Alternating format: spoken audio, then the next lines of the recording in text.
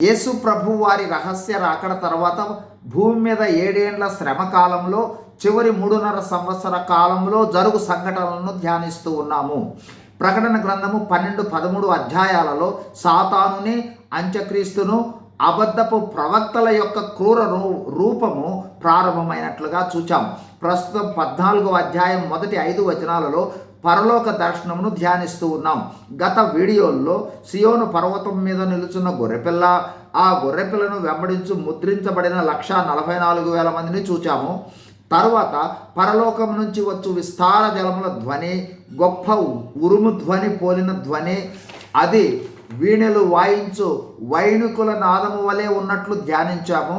ఈ 144,000 మంది పరలోకంలో సింహాసనం ఎదుట, 4 జీవుల ఎదుట, పెద్దల ఎదుట క్రొత్త కీర్తన పాడుచున్నట్లు ధ్యానించాం.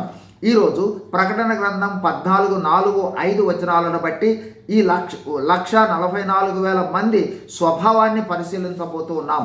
వీరు స్త్రీ సాంగత్యము వలన అపవిత్రులు కానివారును, స్త్రీ సాంగత్యము ఎరుగని వారునై ఉండి గొర్రెపిల్ల ఎక్కడికి పోవునో అక్కడికెల్లా ఆయనను వెంబడిత్తురు. వీరు దేవుని కొరకును గొర్రెపిల్ల కొరకును ప్రథమ ఫలముగా ఉండుటకై మనుషులలో నుండి కొనబడిన వారు.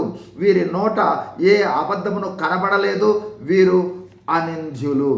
క్లుప్తంగా 144,000 మంది ముద్రించిన వారిని గురించి 1, వీరు 7వ అధ్యాయంలో కనిపిస్తారు.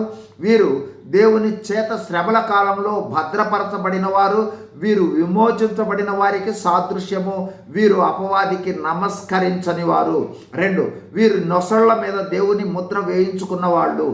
3, వీరు గొర్రెపిల్ల అయిన యేసు ప్రభువును శ్రమల కాలంలో వెంబడించువారు. 4, వీరు క్రొత్త కీర్తనను పరలోకములో పాడువారు.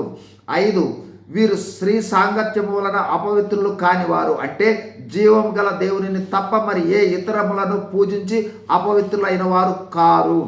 6, వీరు దేవుని కొరకును గొర్రెపిల్ల కొరకును ప్రథమ ఫలముగా నుండిన వారు. 7, వీరి నోట ఏ అబద్ధమును లేదు.